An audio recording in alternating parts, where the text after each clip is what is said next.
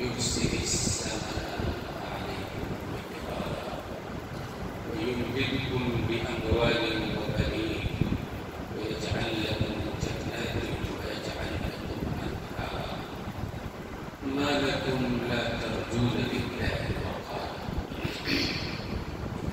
صدق الله العلي العظيم وصدق الرسول النبي الكريم ونحن على ذلك من الشاهدين والشاكرين والحمد لله رب العالمين.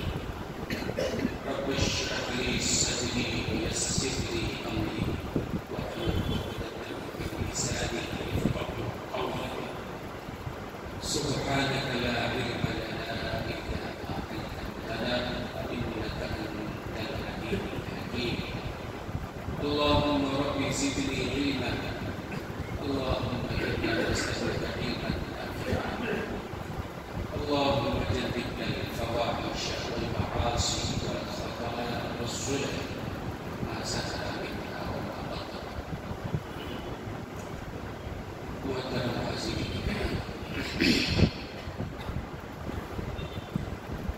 رات شب برات تھی.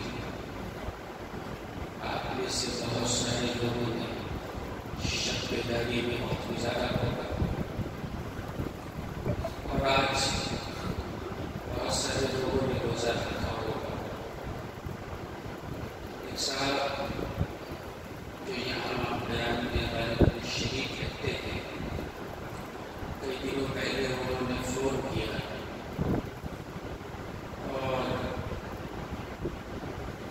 شب برات اور آج کے روزے کے بارے میں انہوں نے بہت ساری باتیں کی.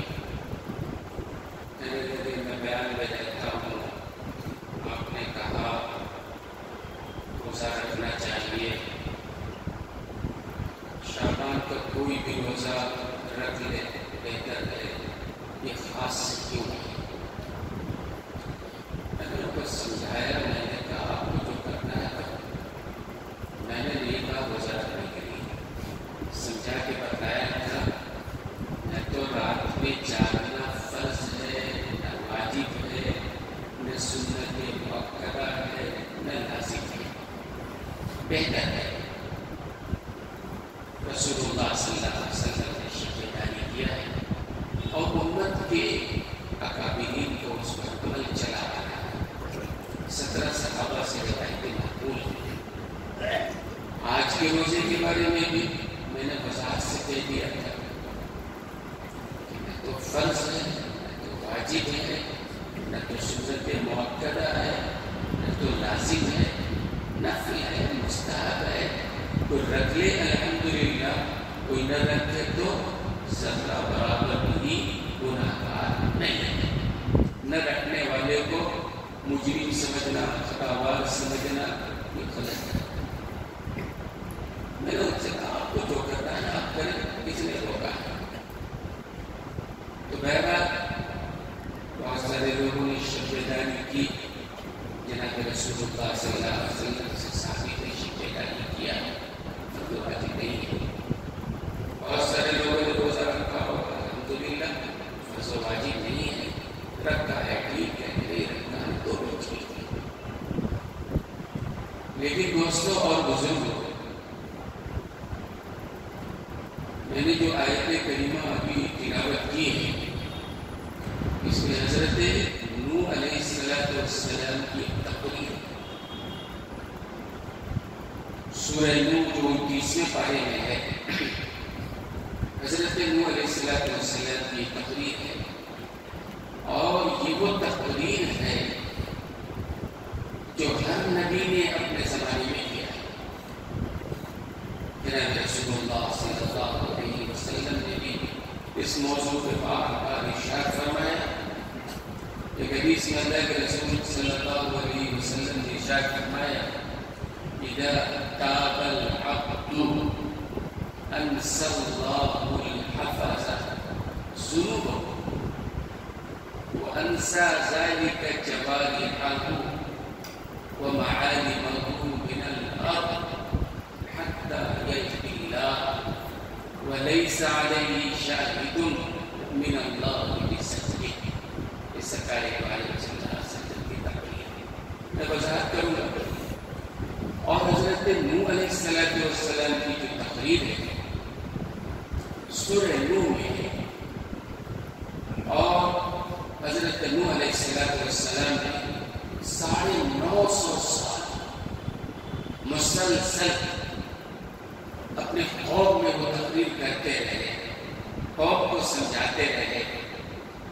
موضوع بڑا اہم ہے، بڑی اہم بات ہے، کوئی اختلاف کی بات نہیں ہے۔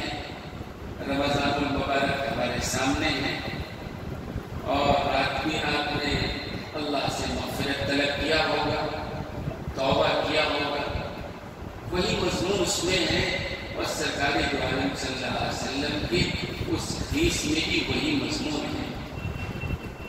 سرکار دو عالم صلی اللہ علیہ وسلم فرماتے ہیں اذا تاب العبد، بندہ جب توبہ کرتا ہے، پوری توجہ چاہیے، اذا تاب العبد، اس حدیث کو حکیم الامت رحمۃ اللہ علیہ نے التشرف فی احادیث التصوف میں بیان فرمایا ہے، جامع صغیر میں یہ حدیث ہے۔ اذا تاب العبد، بندہ جب توبہ کرتا ہے، توبہ کی طرف، توبہ کی شرائط ہے، اصول ہے، ہر چیز کا ایک اصول ہے، ضابطہ ہے۔ علامہ نووی رحمۃ اللہ علیہ، شیخ محی الدین علامہ نووی رحمۃ اللہ علیہ بہت بڑے عالم گزرے ہیں، انہوں نے مسلم شریف کی شرح لکھی ہے، تو علامہ نووی رحمۃ اللہ علیہ نے توبہ کے 3 شرط بیان کیا ہے۔ اذا تاب العبد، بندہ جب توبہ کر لیتا ہے کیا انعام ملے گا؟ آگے اللہ کے رسول نے بیان فرمایا ہے، وہ میں عرض کروں گا، لیکن توبہ کی طرح ہو۔ اور فقہ نے لکھا ہے، علماء نے لکھا ہے، توبہ کے لیے 3 شرط اللہ کے حقوق میں ہے، اور 1 شرط بندے کے حق میں ہے۔ 4 شرط ہے، 3 شرط اللہ کے حق میں، 1 شرط بندے کے حق میں۔ 4 شرطوں کے ساتھ اگر توبہ کوئی کرے گا تب کہا جائے گا توبہ کرنے والا ہے۔ اذا تاب العبد، بندہ جب صحیح طور پر شرطوں کے ساتھ توبہ کرتا ہے، اللہ تعالیٰ ہم سب کو صحیح طور پر شرطوں کے ساتھ توبہ کرنے والا بنائے، اس کی توفیق عطا فرمائے۔ کیا شرط ہے؟ علامہ نووی رحمۃ اللہ علیہ فرماتے ہیں سب سے پہلی شرط توبہ کے لیے ہے ان یقلع عن المعصیہ، وہ آدمی اس گناہ سے الگ ہو جائے، اس گناہ کو چھوڑ دے جس گناہ سے توبہ کر رہا ہے۔ کوئی سود کھا رہا ہے مثلا خدا نخواستہ، پہلے چھوڑو پھر توبہ کرو۔ سود بھی کھا رہے ہیں، توبہ بھی کر رہے ہیں۔ ایک آدمی بدنظری سے توبہ کر رہا ہے، بدنظری بھی گناہ ہے، بہت بڑا گناہ ہے۔ حدیث میں تو ہے کہ بدنظری جو ہے نا، یہ ابلیس کے تیروں پر بڑا زہر کرتی ہے، خالی نہیں جاتا ہے۔ غیر محرم کو دیکھنا ہم سمجھتے ہیں کوئی بات نہیں ہے، گناہ کبیرہ ہے۔ تو ایک آدمی بدنظری سے توبہ کر رہا ہے اور ساتھ ہی بدنظری بھی کر رہا ہے، کہتا ہے کیا زمانہ آ گیا ہے، کیسی دہائی کا زمانہ آ گیا ہے، لڑکیاں ننگی بازاروں میں گھوم رہی ہیں، توبہ بھی کر رہے ہو، لاول بھی پڑھ رہے ہو، پھر دیکھ بھی رہے ہو، یہ کیسی توبہ ہے؟ یہ بات اچھی طرح دل و دماغ میں بٹھائیے کہ اللہ نے شریعت کے جتنے احکام بیان فرمائے ہیں ہمارے فائدے کے لیے بیان فرمائے ہیں۔ ساری دنیا اللہ کی نافرمان ہو جائے، اللہ کو سجدہ کرنا چھوڑ دے، کافر ہو جائے، اللہ کی عظمت میں ذرہ برابر بھی کمی آنے والی نہیں۔ ساری دنیا سجدے میں گر جائے، اللہ کی عظمت میں کوئی اضافہ ہونے والا نہیں ہے۔ ہم جو نماز پڑھتے ہیں، روزہ رکھتے ہیں، حرام حلال کی تمیز کرتے ہیں، اللہ کا فائدہ نہیں ہے، ہمارا فائدہ ہے۔ آپ دیکھ لیجیے دنیا میں بھی ایک آدمی سچا ہے، سچ بولتا ہے، ہر حال میں سچ بولتا ہے، دنیا کہتی ہے سچا آدمی جھوٹ نہیں بولتا ہے، اس کی ایک عظمت ہوتی ہے، مقام ہوتا ہے، یہ آدمی جھوٹ نہیں بولتا ہے، لوگوں کی نگاہ میں اس کی عزت عظمت ہوتی ہے۔ کوئی آدمی بد نظری سے دور بھاگتا ہے، شریعت کے خلاف کاموں سے دور بھاگتا ہے، عظمت ہوتی ہے۔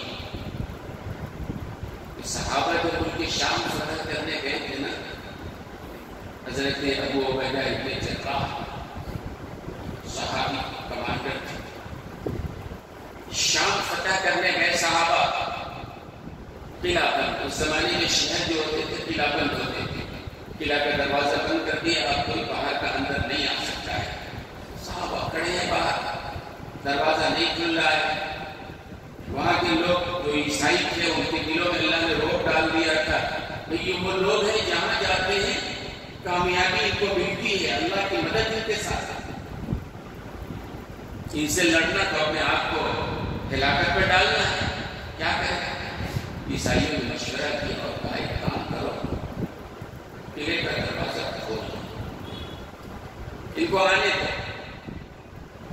اور یہ کرو کہ قلعہ کے دروازے کے اندر جو بازار ہے، سجایا بازار ہے، بازار کو سجا دو اور دونوں طرف نوجوان خوبصورت لڑکیوں کو کھڑا کر، یہ صحابہ جو دروازہ کھلے گا تو اندر آئیں گے نا، کہ پرسوں سے اپنے گھر سے جدا ہوا ہے، اپنی بیوی سے ایک زمانہ ہوا ملے ہوئے، اللہ نے انسان کے اندر تو تقاضا رکھا ہے نا، انسان کی عظمت فرشتوں کے مقابلے میں یہی ہے۔ اگر کسی مس ورلڈ کو کسی فرشتے کے گود میں رکھ دیجیے کوئی فرق نہیں پڑے گا، کوئی پتھر ہے، لکڑی ہے، انسان ہے، کون ہے، کوئی فرق نہیں پڑے گا، لیکن انسان کے سامنے اگر کوئی خوبصورت ہے، انسان کے جذبات میں خیالات میں اللہ نے رکھا ہے، اور اسی پر انسان کو ثواب دیا جاتا ہے۔ جب اللہ کی نافرمانی صرف جذبات ہیں، ہم دیکھیں، لیکن فوراً اللہ کا خیال ہے، اللہ نے حرام قرار دیا تو نہیں دیکھنا ہے۔ آدمی جب اس سے رکتا ہے فوراً اللہ یہ انعام دیتے ہیں کہ اس کے دل میں ایمان کی حلاوت اور مٹھاس پیدا کر دیتے ہیں۔ تو کر کے تو دیکھے، تو صحابہ کے لیے دروازہ کھول دیا گیا، دونوں طرف عیسائی نوجوان لڑکیوں کو کھڑا کر دیا گیا، دکان سجے سجائے ہیں، تمام دکانداروں سے کہہ دیا گیا کہ اگر یہ لوگ کچھ سامان لینا چاہیں، اٹھانا چاہیں، کوئی تعارض مت کرنا، چپ چاپ رہ جانا، دے دینا۔ لڑکیوں کو سمجھا دیا گیا تھا تم سے کوئی ہنسی مذاق کرے، کوئی چھیڑخانی کرے، غلط کام کرنا چاہیں، کوئی رکاوٹ نہیں، کوئی تعارض نہیں کرنے دینا۔ اور ان کے پادریوں نے بتایا کہ مسلمانوں کے ساتھ اللہ کی مدد جو ہے نا، اللہ کی مدد بلا وجہ نہیں آتی ہے، ذہن میں رکھیں آپ، شریعت پر چلنے والے ہیں یہ، اللہ اس کے رسول کی فرما برداری کرنے والے ہیں یہ، اس لیے اللہ کی مدد ہے۔ اگر یہ گناہ میں لگ گئے اللہ کی مدد ختم ہو جائے گی۔ ان کو گناہ میں ملوث کرو، اپنے گھروں سے نکلے ہوئے ایک زمانہ ہو گیا ہے، لڑکیوں کو کھڑا کر دو، لڑکیاں کھڑی ہو گئی۔ اب جیسے ہی صحابہ اندر گئے، منظر دیکھا، دکانیں سجی سجائی گئی، مقصد کیا تھا؟ آدمی کے دل میں آتا ہے دکان سے کچھ لے، اور آدمی اگر مالک کے مرضی کے خلاف اگر کوئی چیز اٹھا لے وہ اس کے لیے کیا ہے؟ حرام ہے۔ ظلمن کسی کا مال لے لینا حرام ہے، ذہن میں بٹھائیے۔ ہفتہ وصولی ہوتی ہے مارکیٹ میں، چاہے کرنے والا کوئی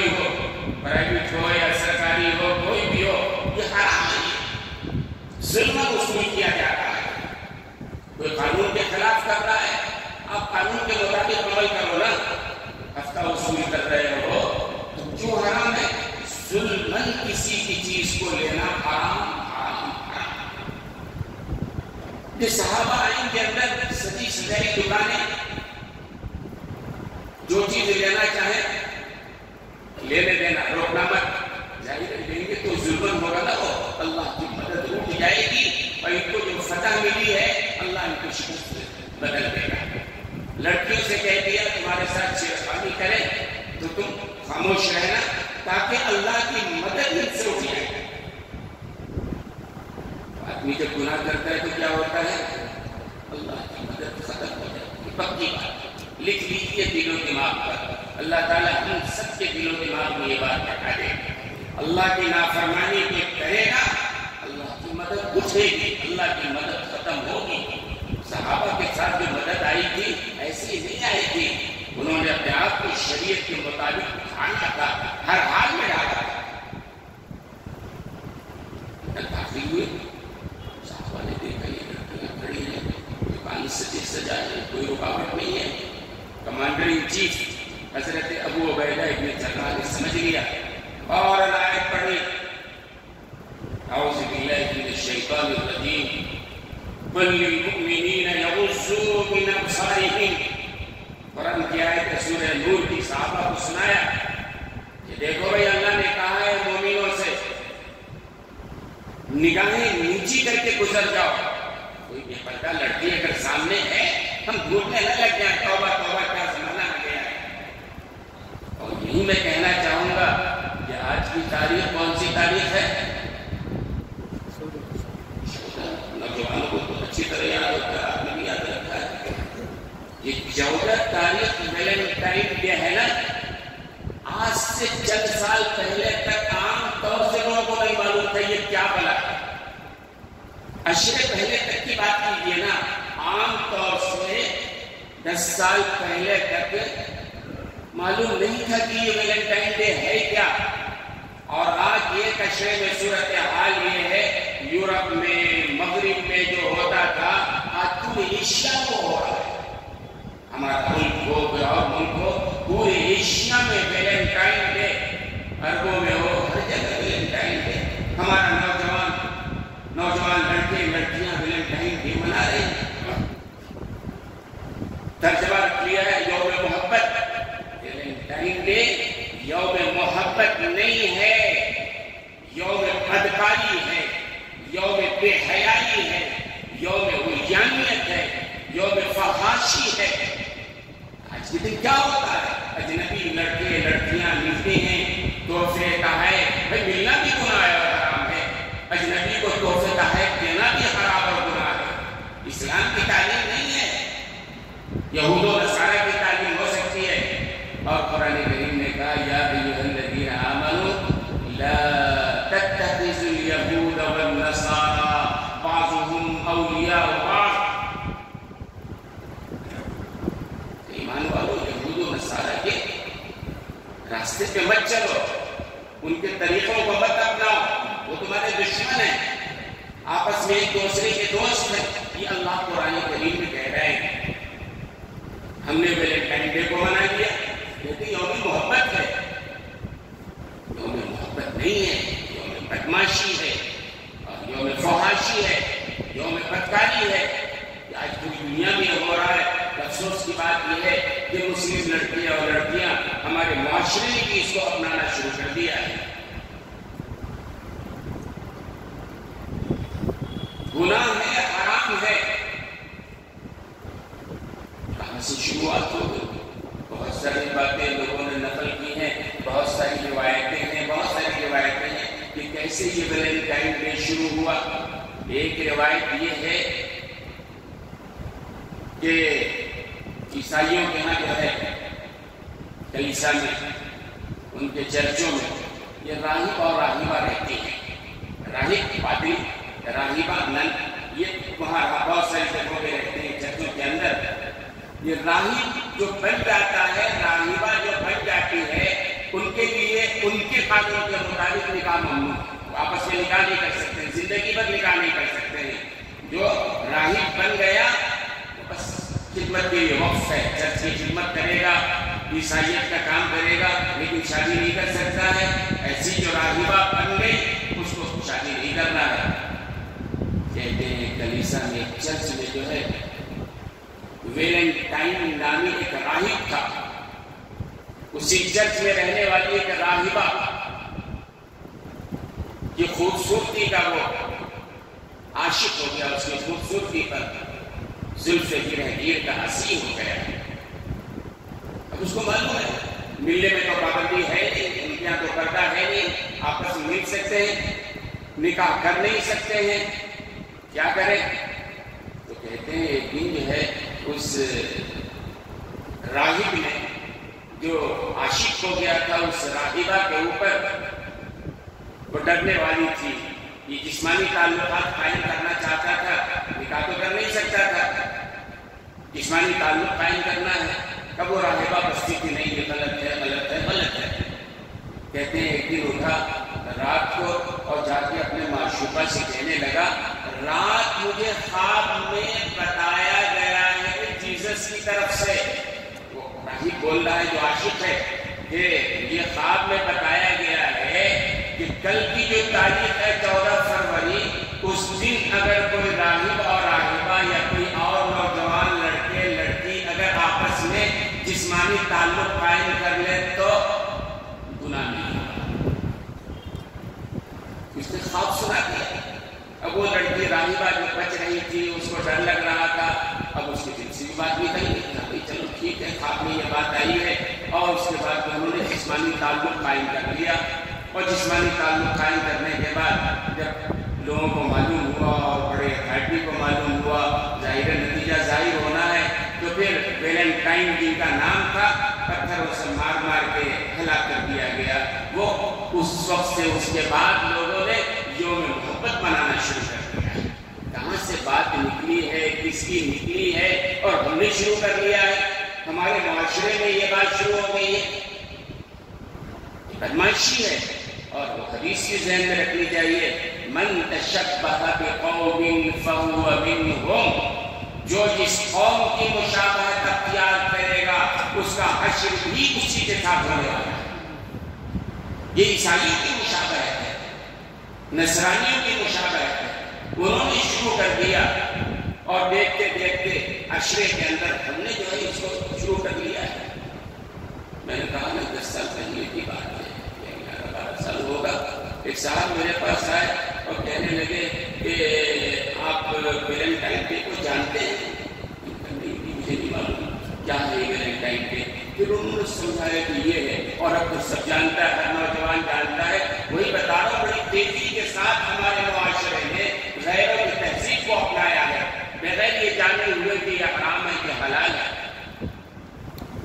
یہ اجنبی لڑکی کو اجنبی لڑکا پھول دے رہا ہے، محبت کا پیغام دے رہا ہے۔ وہ نوجوان سوچے اگر اس کے بہن کے ساتھ کوئی اور اگر یہ کام کرے کیا اس کو اچھا لگے گا؟ ایک صحابی آئے جناب رسول اللہ صلی اللہ علیہ وسلم کے پاس، یا رسول اللہ میرے اندر زنا کرنے کی بڑی شدید خواہش، میں کیا کروں میں کیا کروں، آپ اجازت مرحمت فرمائیں۔ تو اللہ کے رسول صلی اللہ علیہ وسلم نے فرمایا، اچھا یہ بتاؤ یہی کام اگر کوئی تمہاری بہن کے ساتھ کرے تو کیسا لگے گا؟ یا رسول اللہ بالکل اچھی بات ہے،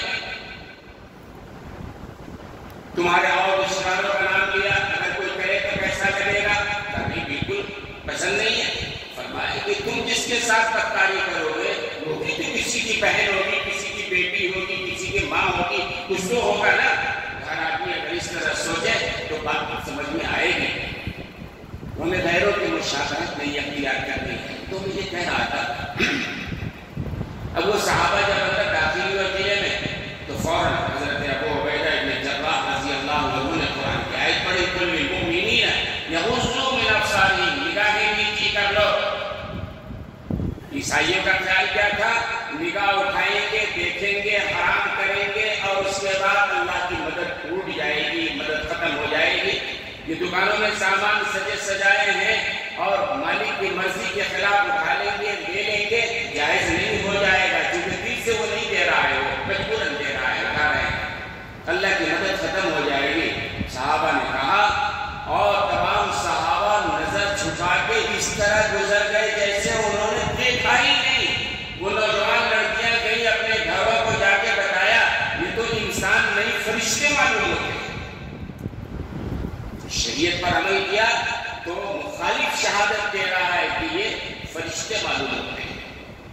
سامنے چیز ہے، خوبصورت چیز ہے، نگاہ اٹھا سکتے تھے، دعوت گناہ دی جا رہی ہے، لیکن اس کے باوجود یہ نگاہ جھکا کے نکل گئے کیونکہ اللہ اس کے رسول کا حکم یہ ہے۔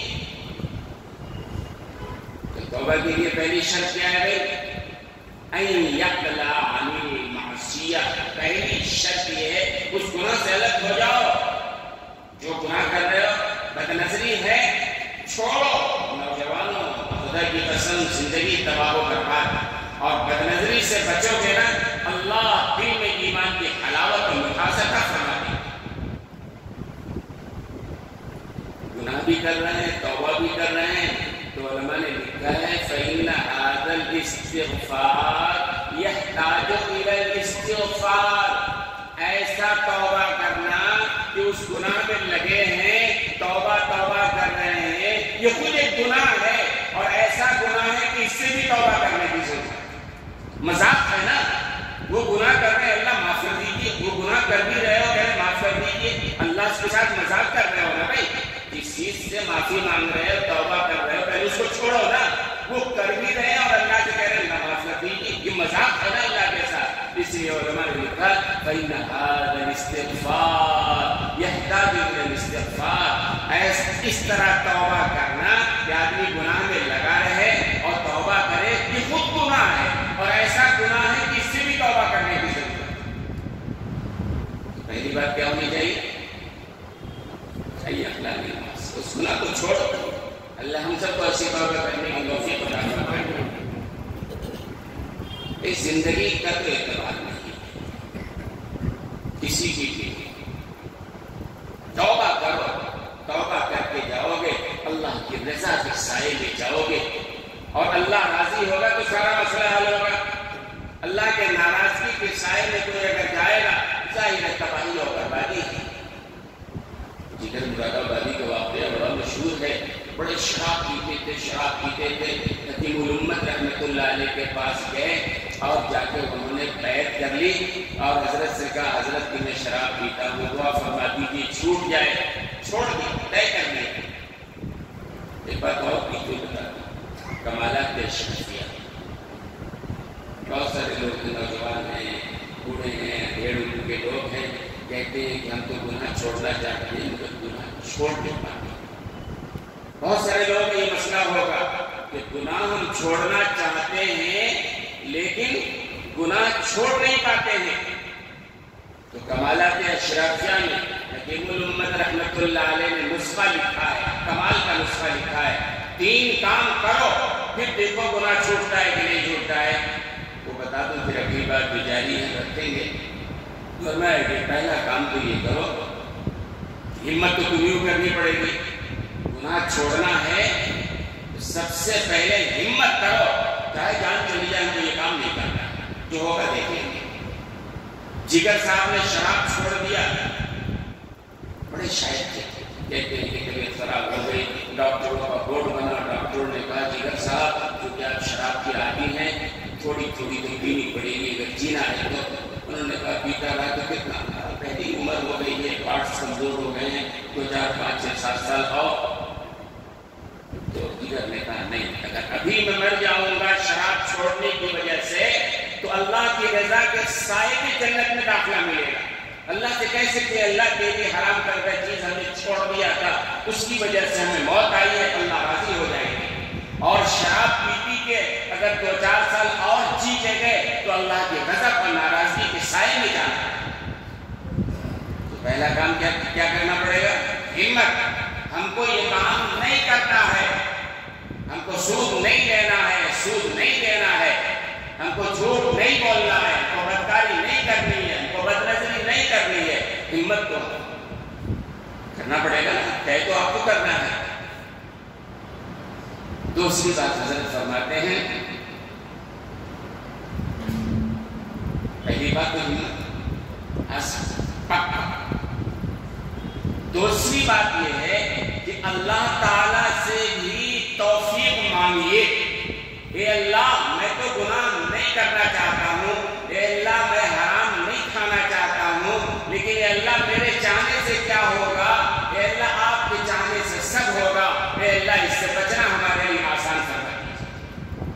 دوسرا کام، پہلے تو خود پکا عزم کرو، دوسرا اپنے عزم پر بھروسہ نہیں، اللہ کو سکھاؤ، اے اللہ آپ بچا لیجیے، آپ چاہیں تو سب ہو سکتا ہے، آپ نے چاہیں تو کچھ بھی نہیں ہو سکتا، تو اللہ سے ہمت مانگے۔ اور تیسری بات علماء نے لکھا، کمالات اشرفیہ میں حضرت نے لکھا، تیسری بات یہ ہے گناہوں سے بچنے کے لیے خاصان خدا سے دعا بھی کراؤ، اللہ والوں سے دعا بھی کراؤ، اللہ والوں کی صحبت بھی اختیار کرو، اس لیے کہ آدمی جس کی صحبت اختیار کرتا ہے اس کے اثرات تو آتے ہیں، صحبت کے اثرات۔ پہلا کام گناہوں سے بچنے کے لیے عزم بے جزم ہمت، دوسرا اللہ سے توفیق، اور تیسرا خاصان خدا، اللہ کے جو نیک بندے ان کی صحبت اختیار کرنا، ان سے دعا کرانا۔ تمہارا پہلی شرط یہ ہے کہ بھائی ان یخلع عن المعصیہ، کہ آدمی اس گناہ سے الگ ہو جائے، اور دوسری شرط یہ ہے ان یندم علیہا، کہ آدمی کو اپنی نافرمانی پر، اپنے گناہ پر واقعی ندامت ہو۔ الندامت یہ توبہ، کہ توبہ کر رہا ہے، واقعی شرمندگی ہونی چاہیے۔ کیسی شرمندگی ہونی چاہیے؟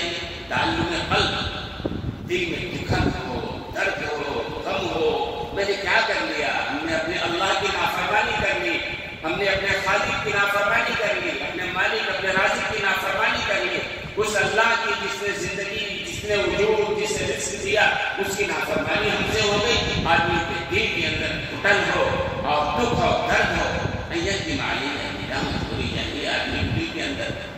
اور پھر تیسری شرط یہ کیا ہے کہ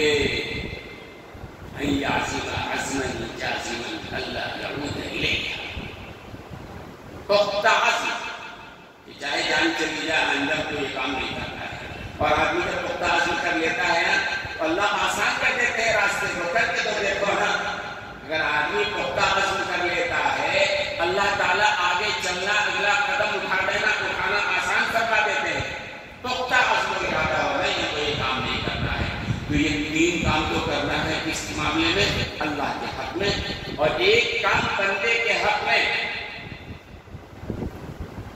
کسی کا غبن کر لیا ہے، کسی کو دھوکہ دے دیا ہے، کسی کا مال ظلماً جبرن لے لیا ہے، ڈاکہ چوری،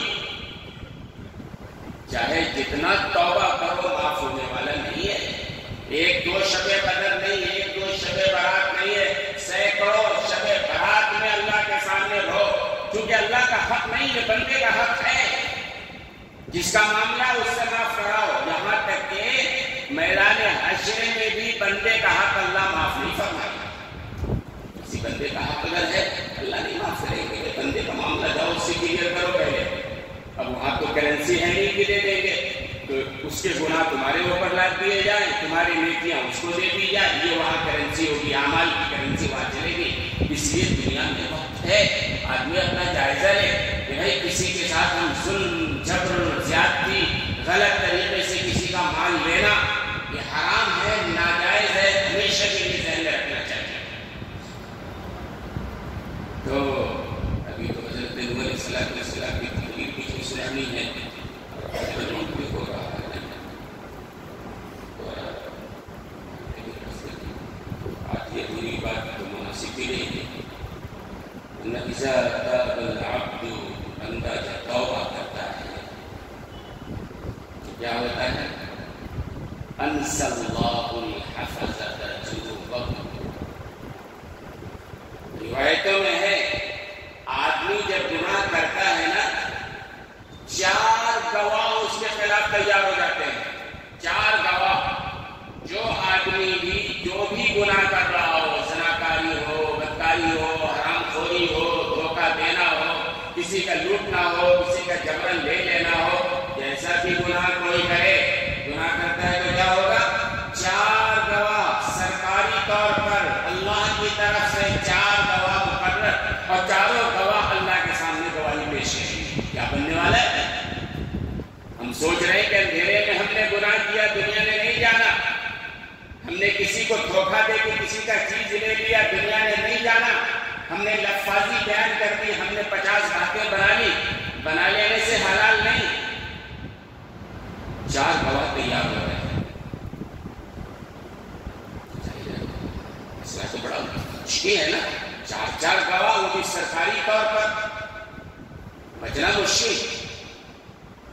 ایک گواہ تو ہی یومئذ تحدث اخبارها سورہ زلزال کی ہے قیامت کے دن زمین کا ہر ٹکڑا اس کے اوپر جو اعمال ہوئے ہیں وہ بیان کرے گا. زمین کے جس حصے پر کسی نے گناہ کیا ہے وہ بھی بیان کرے گا, کسی نے نیک اعمال کیے ہیں وہ بھی زمین بیان کرے گا. اس آیت کی تفسیر میں سرکار دو عالم صلی اللہ علیہ وسلم نے صحابہ کو بتلایا کہ زمین کے اوپر جو بھی اعمال ہوتے ہیں اللہ کے سامنے قیامت کے دن یہ زمین گواہی دے گی. ہم تو سمجھتے ہیں کہ رات کی تاریکی میں ہم نے یہ کام کر لیا, کسی نے نہیں دیکھا, لیکن زمین, جس زمین پر ہم ہیں جو کر رہے ہیں, زمین گواہی کے لیے تیار ہے. اور ظاہر سی بات ہے جب زمین ہی گواہی دے تو بچے آپ جائیں گے کہاں؟ اس گواہی کو تو مٹا نہیں سکتے ہیں نا. بہرحال انشاءاللہ یہ موضوع آپ میں عرض کروں گا.